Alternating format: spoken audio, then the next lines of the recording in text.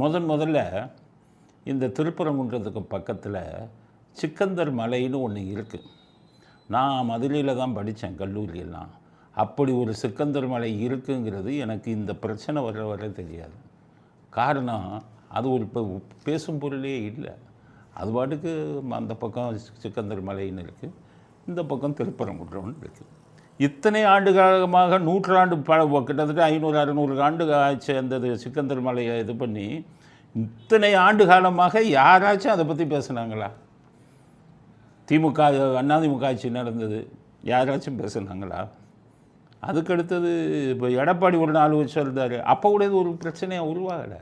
இந்த 3 வருஷத்தில் இது ஒரு பிரச்சனையாக உருவாகிருக்குன்னா இதை யார் காரணம், யார் குளிர்காயிறாங்க, அதை நம்ம புரிஞ்சுக்கணும். இந்த திராவிட முன்னேற்ற கழக ஆட்சி வந்தோடனே தான் அந்த பிரச்சனையாக கொண்டு வர்றாங்க. ஆரம்பம் எப்படி உருவாச்சு? ராமநாதபுரத்தில் ஒரு எம்பி இருக்கார், அவர் பேர் நவாஸ்கான். அவர் முஸ்லீம் லீக் கட்சியை சேர்ந்தவர். அவர் ஒரு ரவுடி மாதிரி, அடியாள் மாதிரி தான் அவர் நடந்துக்குவார். ஒரு 2 வருஷத்துக்கு முன்னாடி ராமநாதபுரத்தில் ஒரு விழா நடக்குது. இவர் வர்றதுக்கு முன்னாடி விழாவை ஆரம்பிச்சிட்டாங்களாம். லாடு வானத்திலேருந்து குதித்த லாடு அவர். இவர் வர்றதுக்கு முன்னாடி விழா, இவரே லேட்டாக வர்றாரு. மந்திரி கண்ணப்பன் இங்கே வந்துட்டார், கலெக்டர் வந்துட்டாங்க. மந்திரி கண்ணப்பன் வந்தோடனே அவங்க என்ன சொல்கிறாங்க, மந்திரி வந்துட்டார், விழாவை ஆரம்பிங்க. இவர் எம்பி லார்டு. இவர் என்ன சொல்கிறாரு, இவர் வந்தால் விழா ஆரம்பிச்சிருச்சு. எப்படி நான் வர்றதுக்குள்ளே விழா ஆரம்பிச்சிங்கன்னு கேட்டார். பதில் சொல்ல கலெக்டர் போனால் கலெக்டரை பிடிச்சி தள்ளினார். கலெக்டர் கீழே விழுந்தார்.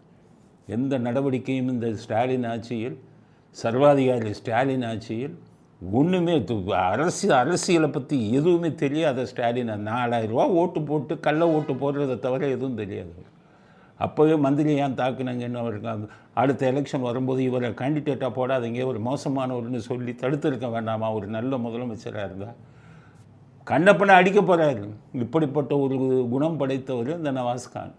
இவர் எதுக்கு திருப்பரங்குன்றம் வர்றாரு பாருங்கள். கொஞ்ச நாளைக்கு முன்னாடி இந்த மனிதர் திருப்பரங்குன்றம் சிக்கந்தர் மலைக்கு போய் சிக்கன் பிரியாணி சாப்பிட்றாரு. ஏன்னா பக்கத்தில் கோயில் இருக்குது, அது கோபம் வரட்டும். இந்த கலவரத்தை தூண்டியவர் நவாஸ்கான். அவர் அப்போவே சொன்னோம், குண்டர்கள் சட்டத்தில் கைது பண்ணணும், இவரை எம்பியை டிஸ்குவாலிஃபை பண்ணணும். சுப்ரீம் கோர்ட்டில் ஒரு வழக்கை போட்டு இவங்க அரசியல் சட்டத்தில் எடுத்த உறுதிமொழிக்கு எதிராக மத உணர்வுகளை தூண்டி விடுறாங்கன்னு சொல்லி ஒரு பதவிக்கு டிஸ்குவாலிஃபை பண்ணணும். நான் ஏற்கனவே பேசியிருக்கேன். அதுக்கடுத்தது இவங்க எலெக்ஷன் கமிஷனுக்கும் இதை புகார் அனுப்பணும். அது பாஜக ஒன்று திமுகனாலே அவங்க ஆஃப் ஆகிடுவாங்க, ஒன்றுமே பண்ணல. இப்போ என்ன ஆயிடுச்சு, அவர் அவர் எண்ணெய் வச்சு நெருப்பு பற்ற வச்சார். இப்போ அது பெருசாக பற்றிக்கிச்சு. எல்லாரும் பாஜக அதை இது ஆயுதமாக அவங்க உபயோகிச்சுக்கிட்டாங்க, அவங்களுடைய இதுக்காக.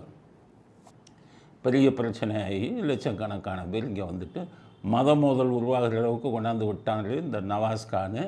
அதை இவங்க பயன்படுத்திக்கிட்டாங்க. இப்போ சேகர்பாபு மத பிரச்சனை ஆயிடுச்சுன்னா ஆரம்பித்ததே நீங்கள் தானே. மத பிரச்சனையை உருவாக்கணும்னு ஆரம்பித்ததே நீங்கள் தானே. உங்கள் கூட்டணி கட்சியை போய் அரெஸ்ட் பண்ணுங்க அந்த நவாஸ்கானை. அதை விட்டுட்டு இங்கே இவங்க ஆரம்பிச்சுட்டாங்கன்னா உங்கள் எதிரிகள், அரசியல் எதிரிகள் அப்படி தான். நீங்கள் தப்பு பண்ணிங்கன்னா அவங்க அதை பயன்படுத்திக்குவாங்க. இது சகஜம் தானே. அதனால் திருப்பரங்குன்றத்தில் வந்த பிரச்சனைக்கு காரணமே நவாஸ்கான்னு திமுக கூட்டணி கட்சிக்காரர் தான், எம்பி. அவரால் தான் இது போல் பிரச்சனையாச்சு.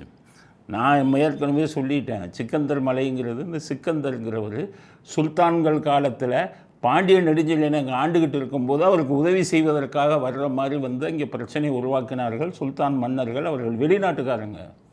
அதுக்கப்புறம் அதில் ஒருத்தர் தான் சிக்கந்தர். அவருக்கும் பாண்டிய நெடுஞ்செழியனுக்கும் பிரச்சனை ஆன உடனே பாண்டிய நெடுஞ்செழியன் ஆளுகளை மலை உச்சிக்கு அவரை கூட்டிகிட்டு போய் கொலை செய்கிறாங்க.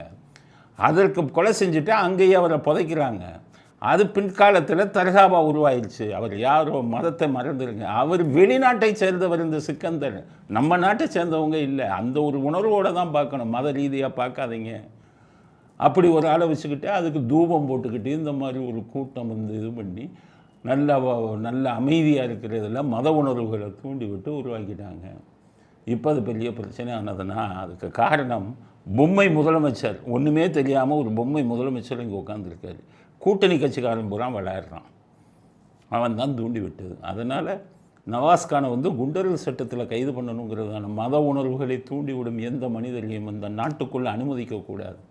அது மட்டும் இல்லாமல் நவாஸ்கானை வந்துக்கிட்டு சாதிக் ஒரு ஜாஃபர் சாதிக்கு ராமநாதபுரம் மாவட்டத்தைச் சேர்ந்தவர். அவருக்கு இவரும் கொரியர் ஏஜென்சி வச்சுருக்காரு. இந்த எம்பி நவாஸ்கான் கொரியர் ஏஜென்சி வச்சுருக்காரு. ஜாஃபர் சாதிக்கு இந்த கொரியர் ஏஜென்சி வச்சுருந்த சென்னையில் வச்சுருந்த ஒரு திமுககாரனுடைய தொடர்பு வச்சு தான் உங்களுக்கு கடத்தினார் போதைப் பொருட்களை. போதைப்பொருள் விஷயத்தில் அவர் ஜாஃபர் சாதிக் அதே ஊரை சேர்ந்தவர், இவருக்கெல்லாம் நெருக்கமானவர். ஜாஃபர் சாதிக்கை நல்லா விசாரித்து நவாஸ்கானுக்கு தொடர்பு இருக்கா, மற்ற திமுக தலைவர்களுக்கு தொடர்பு இருக்காங்கிறத நல்லா விசாரிக்கணும். மத்திய அரசு எங்கே விசாரிக்க போகிறீங்க? ஆயுதம் உங்கள் கையில் இருக்குது. ஜாஃபர் சாதிக் உங்கள் கஸ்டடியில் இருக்கான். பிடிங்க, அவனை பிடிச்சி கேளுங்க, இவங்களுக்கு என்ன எவ்வளோ பங்கு போச்சுன்னு கேளுங்க. அதனால் இவர்கள் இப்படி தண்டித்தால் தான் இவங்க திருந்துவாங்க.